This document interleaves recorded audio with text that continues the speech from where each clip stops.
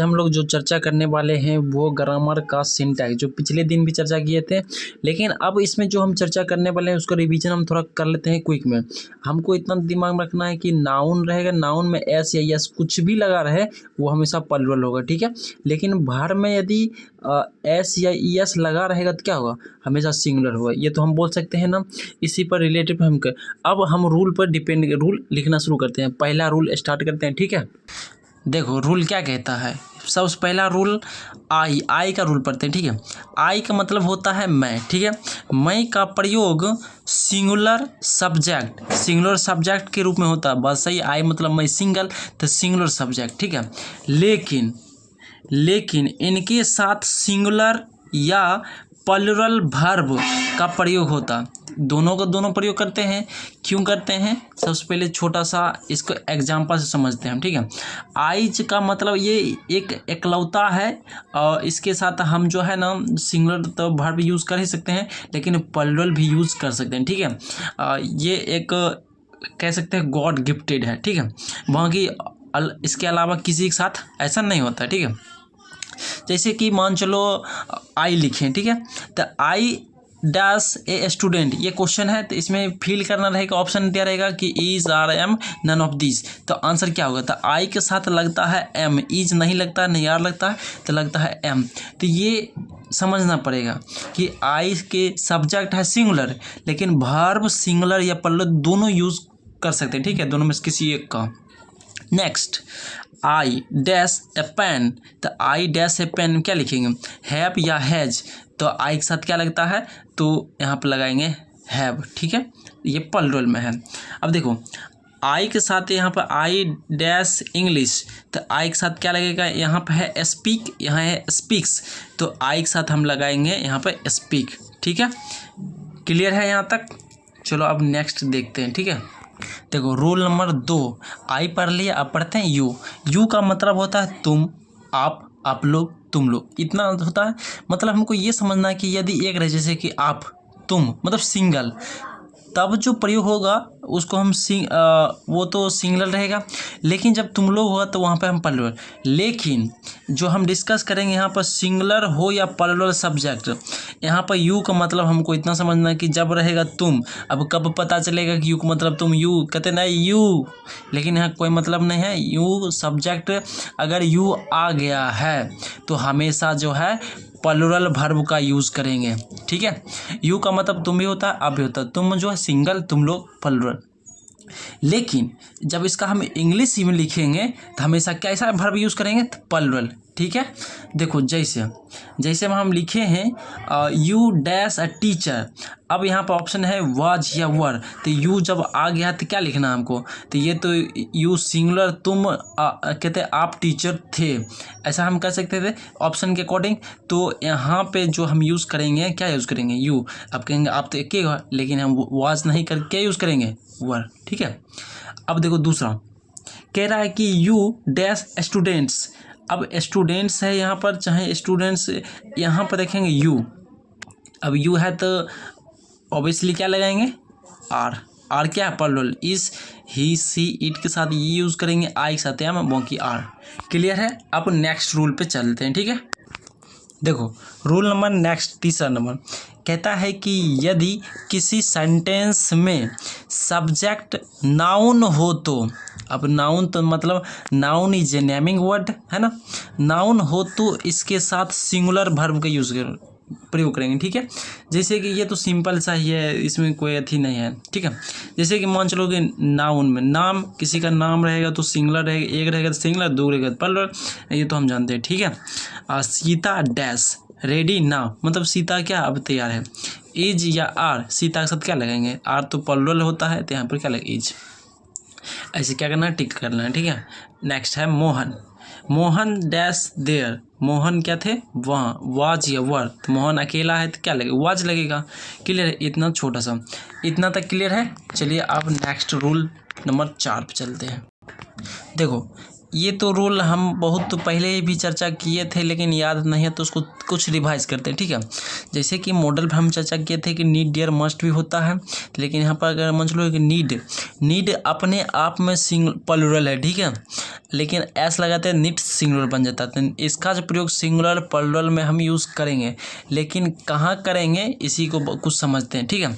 और कुछ हद तक नहीं भी करेंगे, जैसे कि मान चलो हम यहाँ पर लिखे थे कैंस, तो कैंस का हिंदी कुछ निकलता है? तो हम कहेंगे बिल्कुल भी नहीं लगता है। कैन यूज़ करेंगे, आई के साथ भी करेंगे, सब के साथ हम कैन लगा देंगे, लेकिन हम कैंस बिल्कुल भी नहीं करेंगे। तो इसी को बात को देखते हुए यहाँ पर डेयर नो, देखो एक होता है डेयर नीड, दूसरा नीड, ये तो अपने आप में चलेगा, इसके साथ नोट भी लगा देंगे फिर भी ये V1 ही रहेगा। लेकिन यदि हम इसके साथ एस लगा देंगे, डेयर्स लिख देंगे या फिर नोट लिखेंगे, इसका कहने का मतलब मतलब हो गया ये कि आर लिखे हैं, फिर हम आर्स नोट हम कर देंगे, तो ऐसा लिखते हैं? ऐसा तो कभी नहीं लिखते हैं, आर नोट लिखते हैं लेकिन एस नहीं ना लिखते हैं, बस इतना ध्यान देना है, ठीक है। अब देखो जैसे कि यहाँ पर फॉर एग्जाम्पल ये, इसके बाद ये नोट करना है, ठीक है। फॉर एग्जाम्पल में क्या नोट करना है कि सी नीड्स या सी नीड नॉट या सी नीडंट हेल्प, क्या ये बात सही है? कि देखेंगे कि ये बात सही है कि गलत। अब देखो इसको एक नीचे वाला भी देखते हैं, तो सी नीड्स नोट हेल्प। अब देखो नीड से है, नोट है, क्या मतलब बनता है? इसका तो कुछ मतलब है नहीं, मतलब इस सारा बात गलत है। ये बात क्या हो सकता है? ये बात सही है, हो सकता है कि नहीं हो सकता? अगर नहीं समझ में आई तो एक बार बता भी देना, ठीक है। अब देखो सेम बात यहाँ पर, यहाँ डेयर है, दे है, तो यहाँ है डेयर नोट, यानी कि डेरेंट बोल सकते हैं इसको, तो बोलेंगे हम बिल्कुल बोल सकते हैं। यहाँ स्पीक, तो मतलब V1 प्लस नोट हम लगा सकते हैं, तो लग गया, चलो ये बात तो सही है। अब नीचे वाला देखते हैं, तो डेयर्स नोट्स। अब यहाँ डेयर्स आ गया, फिर नोट आ गया, तो लेकिन इसके साथ डेयर्स तो लगता नहीं, जैसे कि आर में आर लिखे हैं तो एस नहीं लिखते हैं, आर्स नहीं लिखते हैं, आर्स नोट, ठीक है। तो इसकी प्रकार इसको समझना है कि बीच में अगर एस आ जाए तो एस नहीं लगे, तो मतलब इस तरह सा बात क्या है? गलत है, ये बात सही है। तो ऐसे क्या करना है? लिख लेना है। इतना बात समझ में आए तो बता देना है, ठीक है। लेकिन देखो जो चीज़ 11th में पढ़ना चाहिए, अगर नहीं पढ़े तो फिर भी हम इसको नोट में लिखें, ठीक है। ये 11th की बात है, इसका हम प्रयोग 11th में सीखते थे।